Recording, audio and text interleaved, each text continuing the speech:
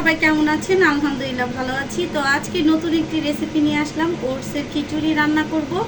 এখানে আমি 1 চামচ পরিমাণ সরিষার তেল দিয়ে দিলাম। তেলটা একটু গরম হলে এর মধ্যে আমি রসুন আর পেঁয়াজ কুচি দিয়ে দেব।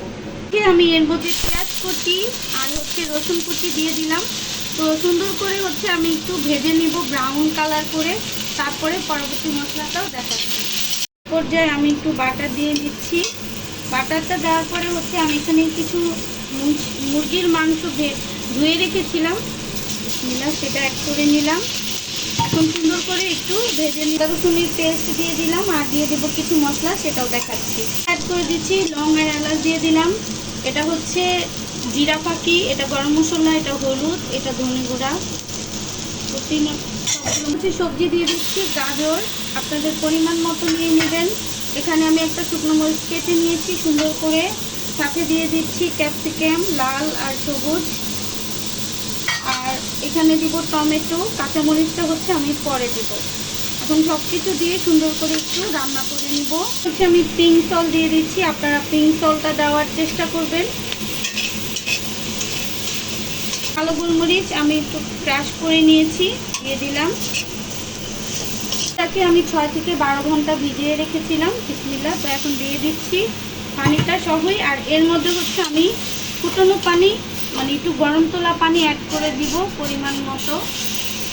এই তো এখন সুন্দর করে মিশিয়ে রান্না করে নেব। একটু নেড়ে দিচ্ছি সুন্দর করে, যাতে তলানিতে লেগে না যায়, আর চুলার আঁচটা একদম কমিয়ে রাখতে হবে। তো আমি একটু দেখলাম যে লবণটা কম হয়েছে, যার কারণে এখানে আবার একটু লবণ দিয়ে দিচ্ছি। লবণটা আপনারা চেক করে নেবেন, আর অবশ্যই পিঙ্ক সল্ট দিয়ে এটা করতে হবে, যেহেতু এটা একটা হেলদিকর এবং ডায়েট ফুড।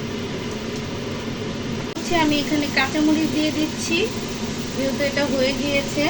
আর সাথে দিয়ে দিব ঘিটা দিয়ে একটু দমে রেখে দিব। দমে রেখে তারপরে এটাকে আমি নামিয়ে নিব। তো অবশ্যই আপনাদেরকে খেয়ে বলবো আসলে এটা কেমন হয়েছে। এটা হয়ে গেছে। এখন আমার ঘরে বানানো চাট মশলা দিয়ে দিচ্ছি। আপনারা যদি আমার চাট মশলার রেসিপি চান অবশ্যই আমাকে কমেন্ট বক্সে বলবেন, আমি আপনাদের জন্য রেসিপিটা দিয়ে দেবো। তো হয়ে গেল। এখন আমি নামিয়ে নিব। অবশ্যই খাওয়ার সময় আপনাদেরকে বলবো আসলে এটা খেতে কেমন হয়েছে। কালারটাও খুব সুন্দর হয়েছে আর খেতেও অনেক মজা হয়েছে। তো সবাই ট্রাই করবেন, একটা হেলদি ফুড খাবার। আর সবাই ভালো থাকবেন। রেসিপিটা কার কাছে কেমন লাগলো অবশ্যই কমেন্ট বক্সে জানাবেন। সবাই ভালো থাকবেন। ভিডিওটা আজকের মতো এখানেই শেষ। আসসালামু আলাইকুম।